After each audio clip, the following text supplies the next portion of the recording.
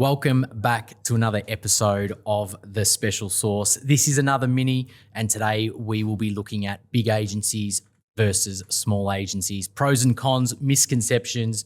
As usual, I am joined by my co-host, Chrissy Badikis. Chrissy, looking very tanned there, mate. How you doing? Good, Leroy. Thank you, mate. Happy New Year. You Good too. to be back, mate. Looking forward to another cracking year in recruitment. How good is it? 2026, here we come. Here we go. Hey, so I did make mention of it, that tan. Mate, I know, mate. Where have you been? Gold Coast. Gold Coast up with the family for a couple of weeks. And, mate, you know, us Greeks, mate, and our olive skin, bit of sun, goes all right. Yeah, I can't. You can't relate. I can't relate. No. I'm about the same colour as this bit of paper. It's all right though, Leroy. We don't hold it against him, mate. All good. So as I said, today we are going to look at, some of the differences between big agencies and small agencies, mainly from a recruiter's perspective. If you were going to weigh up your options and look at one or the other, besides recruiting for these types of agencies, both big, small, and everything in between, we have both worked in that environment as well. So, Chrissy, give us a bit of a brief intro into your background. The elevator pitch of my background. We both started at a sales recruiter. Basically the boiler room. Basically the boiler room about, 17, 2007? Yeah, about 17, 18 years ago now, whatever it is. And from there, I guess, you know, in terms of my sort of background, I worked there for a couple of years and moved to a couple other sort of boutiques. One was a sales specialist and one was more what I'd classify as a generalist boutique in terms of they had different, specialist divisions. And from there, eventually joined Randstad as well. A larger, So at the time, biggest in the world? Yeah, I think it was, at the time. So, pretty contrasting, big contrast rather from, a small sort of, 10-man agency to, I think it was about, 700 or 800 people Australia-wide or something like that. Pros and cons with each, right? And had great experiences in both and wouldn't change it for the world. Yep. What about you? Tell us about, or tell our listeners rather, Leroy, a bit about your background. Yeah, so, Chris and I both worked at the same company as our first role in recruitment, and that was probably a 30-person boutique agency, sales specialist with offices across Melbourne, Sydney and Brisbane. After that, I moved to a pretty small agency, just 2 or 3 people. I'd always said I'd never go work for one of the big agencies. And, I was there for the best part of a decade, I think 8 years at Randstad as well. And then before starting at Sorciety, did a couple of years in a boutique, which was about 20 people at the time across 2 states, but was in growth mode and is now much bigger. So I think, besides recruiting for these kind of companies, we've both worked for companies of various sizes. So hopefully we've got some good stuff to say. Yeah, absolutely.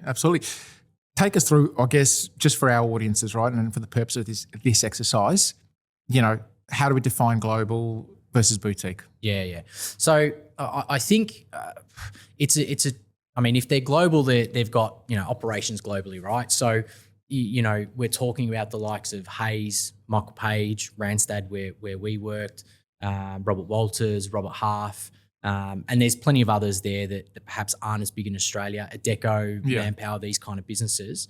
And then obviously they would be the globals. And then in terms of the, boutiques, I guess it's really what you define a boutique, right? Yeah. Because there's agencies with 3-4 people.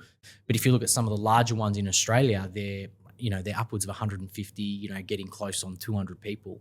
And is that a boutique agency? I don't know what you call it, but maybe a super boutique, right? Super boutique. In terms of an Australian-owned super boutique. But then you're right, there is those startups, businesses that are, 3 to 5 people typically. But then there's a lot of, a big portion of the industry, right? And I'd say the majority of the industry in Australia is probably those businesses, 10 to 20 people. Yeah, I reckon that's probably being generous. I reckon an even bigger chunk is probably between 5 and 10. Yeah. And I think, we talk about it on this chat all the time, the amount of new agencies starting up, especially over the last 2 years. A lot of them now are starting to hire. So there's a lot more agencies, kind of 3-4 people looking to grow this year. It's pretty interesting out there. And I think there's a lot of misconceptions, pros and cons for both. And we'll go through some of them today. Well, let's start with the globals. Yep. I'll throw it back to you. Before we go pros and cons, what are the misconceptions? Both from your experience, having worked there, but also, I guess being a rec direct over the last almost sort of 4 years. What have you sort of seen from just your experience? I think if I look back to the reason why I always maintained that I wouldn't go to a big agency, I think there's a preconceived idea that it's almost like just an egg farm with a bunch of chickens just smashing out phone calls. And maybe back in the day that was the case, but I think a lot of those big agencies now have definitely come into the modern age, and I don't think they're really like that. And I can speak from experience, but also, we've been into these offices, we've met with these companies, we've placed people, and people are there being successful. So I think that's a big one. I think the other big misconception is that these businesses are purely focused on KPIs, activity, and targets, which, all those agencies are slightly different in terms of the emphasis that they put on that. But at the end of the day, it doesn't matter where you go in terms of the recruitment industry, you're going to have KPIs and targets. And I would be concerned if you didn't. 100%. And I think that's, at the end of the day, recruitment, we've said it all along, it's a sales job, right? And, regardless of what experience, whether you're 1 year in or into year 10 of your career, the high performers, I can guarantee they still follow a formula. They still follow a certain set of, they may not be as strict, but they've got a formula of KPIs that work for them and their desk they've built over time, right? So they still adhere to it. But yeah, I'm the same with you. I hear it all the time where, even from clients as well, we don't have KPIs. Well, I'd say, how do you run your business? What do you measure? When someone's not performing, where's the gap? Yep. How do you find that gap? So I think it's more around how they're enforced. Yep. And how they're managed as opposed to not having KPIs. Yeah. Agree. I think the other thing that's probably a misconception is just around salaries. But look, I think if I look at some of the agencies that in that global space that we recruit for, the base salaries in there are on par with any boutique, sometimes even more. Yeah. Right. Especially once you get to management and leadership level. So I think that there's some of the misconceptions. And I think just in general, so often we get people who will come to us and the first thing they will say is, I'm not sure what I want, but I know what I don't want is to work for one of the big globals. And most of the time when you actually kind of ask questions about what are the things you're looking for, the big globals tick those boxes. Yeah. I think also one of the other misconceptions, if we look at it from a headcount perspective, some of these businesses in certain cities and in certain states, whilst they're a global recruitment agency, their teams are smaller than a lot of the boutiques out there, right? So once again, I think just going back to people thinking they're going to walk into some office, it's just like a call center or a battery farm. It's definitely not that. Yeah. No, agreed. What do you reckon? I mean, you obviously spent a long time at a big global and, progressed from kind of senior consultant up to GM looking after some pretty sizable teams. State manager. I didn't quite make it to GM like you, Leroy. It failed me. That would be good to keep in place. I don't want to. It's all right. You're better than me. I get it. It's a different time. There was a restructure. So just in terms of, I guess, if we're looking at pros and cons, Chrissy, from a pros perspective, you worked for one of those big agencies for a long time and went up the ranks. So give us a bit of an insight as to the pros working for some of these bigger businesses. Yeah, and speaking obviously from personal experience, you just hit the nail on the head. It's that career progression, right? If that's something that you want to, genuinely do and move into that people management, but also, it's going to be there just based on their size, right? But also I think one advantage the big globals have is they've got other avenues of progression, not just, in recruitment. So, due to their size, they've got, people who want to move into a sales, business development, client management type role, potentially an L&D training type role or whatever it may be. They've got the size and breadth to be able to do that, right? Yeah. I think another big advantage that, a lot of candidates probably understand once they leave the big guys is just the amount of internal resources. And I'm talking about things from, a marketing team, an accounts team to chase up, invoices and follow up on all that stuff. Most boutiques, you're doing that yourself in terms of, chasing invoices, for example, right? Yeah, but even if a boutique has a marketing function, it's not a team. Yeah, it's not a exactly right. It might be one or two people. It's not going to be, a team of 10. Yeah. That will be able to do, whatever they do in marketing, right? I'm not going to comment on that. But Yeah, I think you got in-house HR. Yep, you got good L&D. So that constant sort of training development is there as well. Anything I've missed? I think the other thing, and once again, I think unless you've worked in there, until you leave, you don't realize how much the brand sometimes helps as well. I know, when we were at Randstad, we used to get a lot of work come in particular through overseas networks. Randstad was in 40 odd countries, I think, at the time. And, they might be working with a pharma business in the US that's expanding into Australia, and you'd get access to that work. But I also think that the working for a large business that's perhaps across multiple states or countries, but also has a bunch of different divisions, there's that opportunity to cross-sell and network internally with your colleagues to pick up roles elsewhere, right? Like if you've got 50 people in an office in Melbourne, let's say, that's 50 people that are out there doing BD every day that, could pick up work for you as well. Absolutely. What about on the other side of the coin? What are some of the cons? Yeah.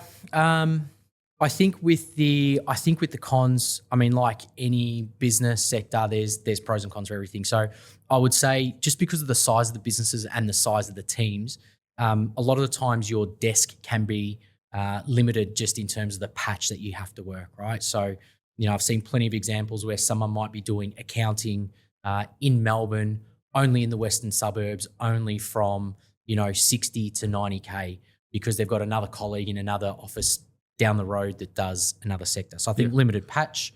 Obviously, being a much bigger business, a lot of the time you don't really have much of a say on things and how the business works and what goes on.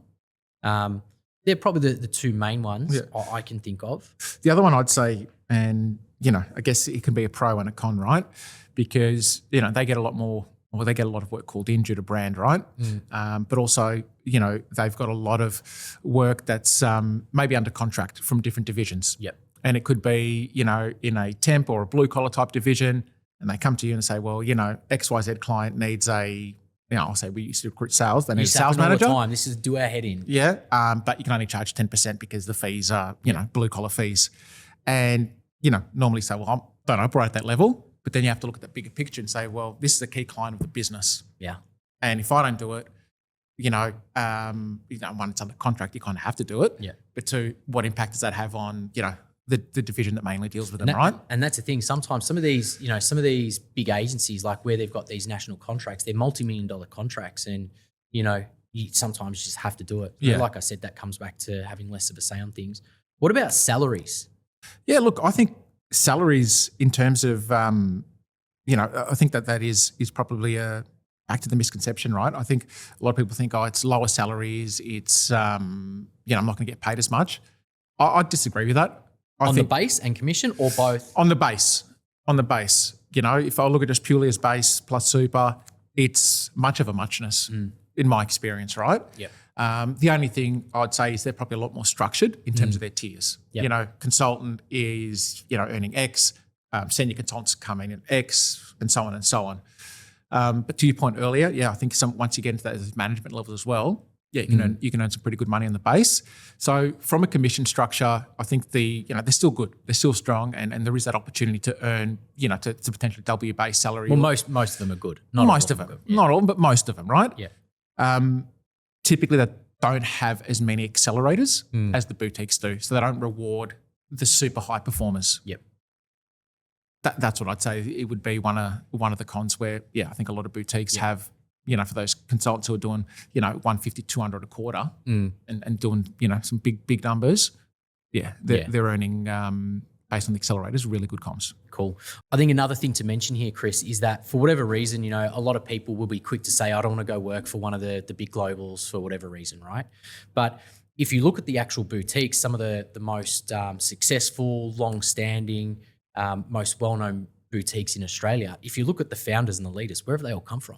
Big globals, right? They've all come from the big globals. So I don't think there can be any question that, what you learn and what you get from some of those big agencies is really good. And I think even then, a lot of people will say, oh, it's good for your first role in recruitment, whatever. I mean, for you and I, it's probably our second or third. Well, for me, it was my third role in recruitment. Was with the global. Yeah. And how that helped me along the path was amazing. Yeah, absolutely. Absolutely. And I think one thing we didn't touch on is just that access to information, right? And training. I know for me personally and I think for yourself as well, just some of the learning you did, you had to, you got to go overseas and 4 times in a year. Right. Which is, I didn't get to do that. Thank you, Randstad. Good trip.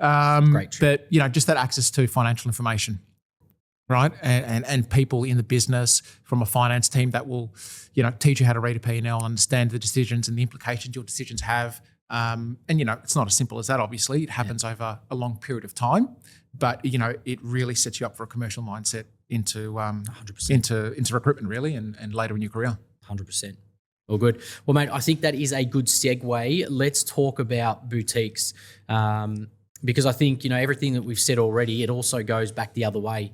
So in terms of misconceptions about the boutiques, what do you reckon? What do you think what do you see or hear from recruiters looking to move? I think the biggest one of the biggest misconceptions, can't even pronounce it, that a lot of when candidates, ring me or I have conversations is, I want to go to an environment where, there's no KPIs, you've got that flexibility to do it your way. And it couldn't be further from the truth. Yep. Yes, there probably is a bit more flexibility, don't get me wrong, but, the really high-performing boutiques, the ones that, don't lose people, progress their people earning really good money, they're KPI driven as well. Yeah, they just do it. They don't need to be told. That's why it's the biggest difference I'd say between the two is probably how it's managed internally and how it's communicated internally. It's more around setting standards. Yep. And people, you just do it. You Yep. have to do it, or you just won't survive. Really. Yeah, no, I definitely see that. And I think that's one thing, what we do see with a lot of people who do their first role in some of those big globals going into a boutique, they go to a boutique because they don't want the daily stand-ups and the daily catch-ups with their manager and everything like that. They go into a boutique agency full of high performers who they don't have that because the recruiters just do it themselves. Without that structure, a lot of people bomb 100%. pretty quickly. 100%. But yeah, I also think sometimes there's, some people might say that there's not as much opportunity for growth from a career perspective in a boutique, but I guess that's probably not the case because, especially if you get into an agency that's in growth mode, it might be different states, different divisions, different teams, getting to work alongside the founders or directors on different stuff that perhaps you wouldn't get elsewhere. And I'd say the final one for me is, I think this is probably a legacy of our industry as well, that a lot of the boutiques are just, ruthless. Yeah. You don't bill in your first 3-4 months, see you later. In my experience, as a rector, it's just not the case. No. What the really good boutique businesses look for, yes, they want a financial return. That's business, right? But like anything, it's effort, right? Yep. They know their business. They know if you're putting in the effort, you're meeting clients, you're meeting candidates. You may have not gotten the results in the first couple of months. Keep doing it. You'll get there. They typically, the owners and the managers will take it upon themselves to get you there. Yeah. No, good point. So let's talk about let's do the cons on the boutique side of things first. Is there anything major that sticks out or stands out for you? Oh, not major. I think, if anything, that career progression, and you touched on it, it's not as probably as strong. Yeah. In terms of, or the different. I guess it's not the corporate ladder. Yeah, it's not the corporate ladder is what I'm trying to say, right? There's still career progression there, but it's not that traditional sort of corporate ladder, management, divisional manager, whatever it is. And yeah, I guess with the boutiques, right, it's clear accountability. And some people can't handle that, right? Yeah, you can't hide. You can't hide. I know working at a big business with the 700-800 people, if me and you have a shit quarter and we blank, well, there's probably 10 other people that make up the difference. Whereas, you work in a boutique and it's 10 people and you and I don't do anything for the quarter, that has a really big impact on the business, right? Yeah. So typically what you see, it's that accountability. And I think that's a pro and a con. I hate to sit on the fence. It depends what type of environment you want. No, I agree. I think, I can't find too many cons, but one that I guess can be annoying is is brand or size of the business, but more so in relation to getting on things like different PSAs or big accounts. Because sometimes, like I've seen some of those tender documents that you need to fill out, to get on the big panels. Sometimes you need a person just to fill out those tenders, right? So I think, sometimes that might limit you. I think the actual brand, there's no doubt those big globals attract certain businesses as clients and candidates. But, it's almost going back the other way. If you work for a boutique and you're a specialist, that's also pretty attractive to the other clients out there as well. Yeah, absolutely. Which is probably a good segue. Yeah. The pros. The what pros. Do you got? Yeah, I think for me, one of the biggest pros with boutiques is it's less bureaucratic, right? Mm. You can go to the agency owner typically and say, hey, I've got an idea. This is what it is. Pitch it to them, put a plan together. They'll give you a yes or no pretty quickly. Yep. Whereas, I know just speaking from experience working for a large business, right? It's just a bigger ship. Yep. There's so many more people. There's so many different people that will affect, throughout the whole business, right? And I guess part of that comes back to your patch as well. Yep. Typically within the boutiques, you'll see you might be state-based or even national-based, depending on, whether they're a large boutique or a smaller one. So your patch and ability to recruit within that patch is a lot bigger. Yep. Rather than being limited. Oh, nothing worse. And we see it all the time. As a recruiter, you do so much work to bring on a client, and that client comes back to you one day and says, hey, I've got 3 roles and none of them are for you, and you've got to hand them over. Yeah. It's heartbreak, it's right? It's a killer. Yeah. It's heartbreak. And I guess that specialization, right, is what you typically see where, you can really build a really, really strong niche. I'm not saying you can't do that in the corporates, in the globals, but typically they've got that branding that, hey, we're a tech specialist and we only do cyber, for example. Yeah. They're known for that within their patch. Yeah. Yeah, and I think to kind of wrap it up, my advice to anyone, because so often we get people come onto a call with us about their next move with preconceived ideas. And I think, I would say don't kind of categorize it big versus small, global versus boutique. I think, what we try and find out is what do you want and what do you need to be successful, and then match you with companies from there. And so often a lot of that comes down to the leader and the business in general, like the personality, the culture, all those kind of things. I would say, in terms of what your pecking order should be, where out of everything, big versus small agency should be pretty much at the bottom of the list. Absolutely. What do you reckon? No, I agree. I think, you touched on leadership, and I think that's the number one factor for me. Yeah. That leader's going to take you to whatever sort of stage you want to, your career. Everyone's different. I get that. But yeah, like anything, I think there's pros and cons to both, right? And it's about actually going out there and discovering them and exploring it. Yeah. Because, I was the same as you. I said I'd never work for a large global, and ended up doing, I think, 8 or 9 years or something. Yeah. But yeah, now working in a boutique, Leroy. There we go. Self-employed boutique. Yeah. But mate, look, a bit of food for thought there. So that'll wrap up today. But as always, if you're sitting there thinking about potentially making a move, don't be afraid. Drop us a line. Reach out for a confidential chat. Besides that, thank you for listening to another episode of The Special Sauce. We'll see you next time. Thank you. That's a wrap for this episode of The Special Sauce. We hope that you're walking away with some insights that you can actually use every day on your desk. If you enjoyed the conversation, follow, like, subscribe, or leave a review so we can reach more recruiters just like you. For more about Sorciety, check out our website on sorciety.com or follow us on LinkedIn. Thanks for listening, and see you next time on The Special Sauce.